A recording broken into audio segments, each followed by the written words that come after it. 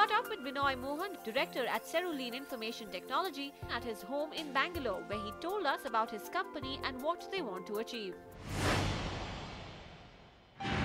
I think one of the mottos I've always lived by is the same motto used by the Royal Air Force, per ardua ad astra. That means in adversity you'll find stars.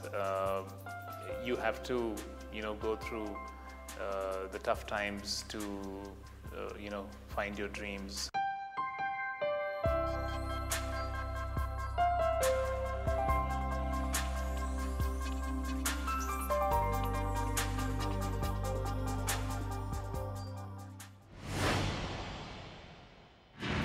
I knew pretty early on in my life that I wanted to do something in terms of a career. I wanted to do something on my own, not be in a regular 9-to-5 kind of job working for somebody else. I knew I wanted to do my own thing, and I happened to find other colleagues who were my co-founders who thought the same way at the same time. The year was 2000. It was there was a lot of investment happening in IT. There was a lot of interest in new companies being built and new ideas coming up. There was a lot of investment available from venture capitalists who were interested in investing in these companies. So it all worked for us. The timing was right, the funding was available, energy was there, combined energy of all the people involved in setting up the company, and so that's how we got into creating this organization. Cerulean Infotech is primarily a software services company. We largely develop custom software, websites and web applications for our customers.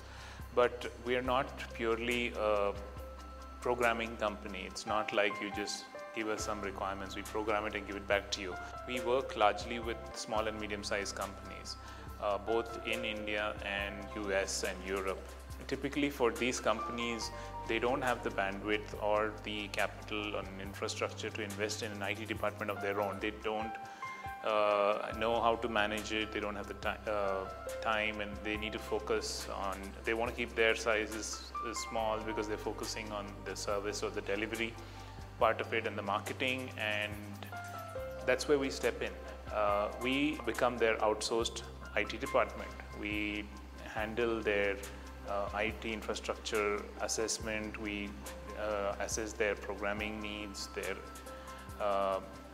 hosting needs, whatever it might be related to their IT requirements, and we manage that part of it for them.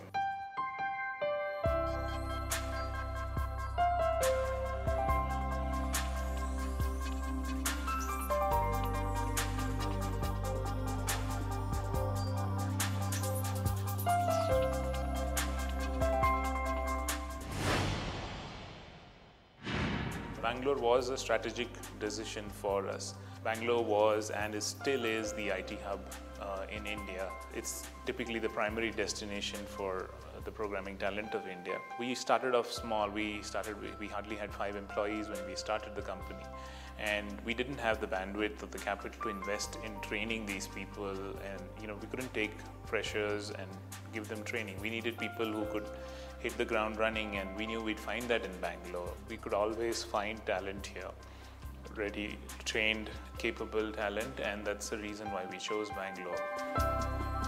When we started, we thought everything was going to go great. Everyone starts that way, but we faced challenges pretty soon. We started in 2000, and then 2001, there was the dot-com bust. A lot of the dot-coms that were out there went bust. We lost a lot of clients because of that. Then 9/11 happened, and then businesses were closing left, right, and center. So we were plunged into crisis like just 1 year into the business, and it took a lot of change in strategy at that point, a lot of tightening of our belts.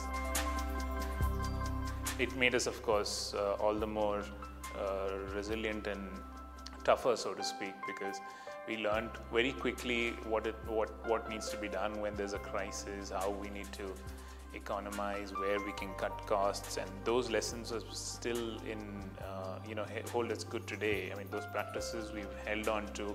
It's not like when things have gotten better, we've splurged or anything like that. But there have been successes along the way. We worked with, really big names. We worked with Citibank.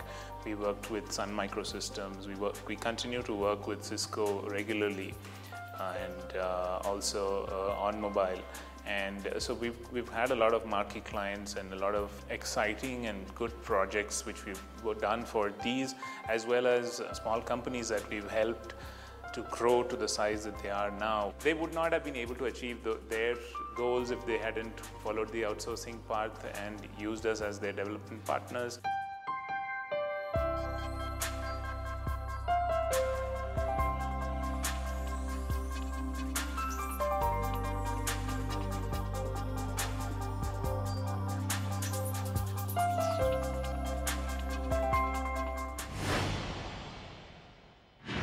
For becoming a successful entrepreneur, people will say you have to have vision, you have to have leadership qualities. Yes, those are a given, and that's a given in any job that you do pretty much.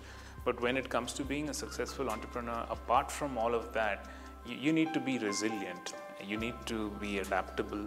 You need to be able to think on your feet, because the situation changes in so many different ways. Like I explained about the different crises we've had. You can always plan for a lot of stuff, but things rarely ever go according to plan.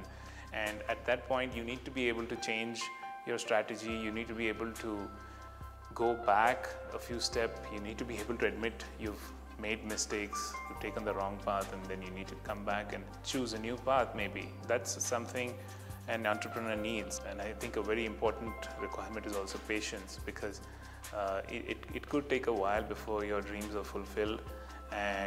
But you need to have the patience to, stick through the tough times before that.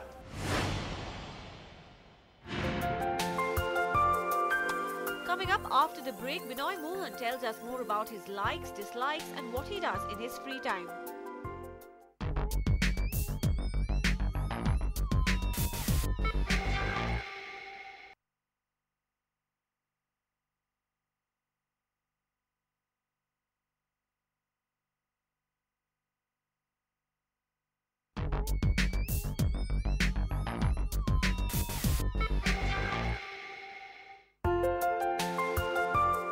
We learnt about Cerulean Information Technology as a company.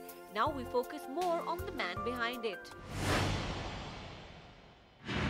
I know it sounds like a cliche for any entrepreneur in Bangalore, but yes, the Infosys story has really inspired us. In fact, Mr. Narayan Murthy inaugurated our company when we started it, and he continues to be a big influence for us. The way the Infosys story has evolved, and him as a person itself, his humility, his vision, and those are things that have really inspired us. I'd like to have more free time, but when I do get it, I enjoy playing the guitar a lot. I don't get to play it as often as I used to, but I still try and make time for it whenever I can. I love to read. P.J. Wodehouse is something which I always go back to, because we all need laughter in our lives, and P.J. Wodehouse is one of the rare authors who can make you laugh out loud while reading a book. I like to spend a lot of time with my family whenever I can. My wife and I both love traveling a lot, and or just go out take our daughter out to the park or for a movie or something like that. Or we just try and catch a meal. But whatever spare time I have, I try to spend it with my family. Balancing work and personal life is very tricky, but it's a conscious decision I've taken that I will not compromise on my personal life. I hope I'm able to manage it. I'm sure my family would give a better answer, but I do try and take out that time every day to spend with my family. At times it becomes difficult, because you're working day, night, but if you miss out on these times, especially when you have a child, and you miss out on the growing years. You'll never get that back when you grow up. So I kind of make time for it by working out of my house for part of the day. It's also a necessity because we deal a lot of our customers are based in the US and Europe, so I need to be available at the same time as they are. So I tend to do a lot of work out of home. That to a certain extent helps me to spend a little more time at home and at least be aware of what's going on, and half the time I spend in the office and half the time I spend at home. So that helps to a certain extent in creating some personal time. I typically take my daughter to school and pick her up, so we end up spending some time together, bonding on the way and on the way back from school as well, so that also helps.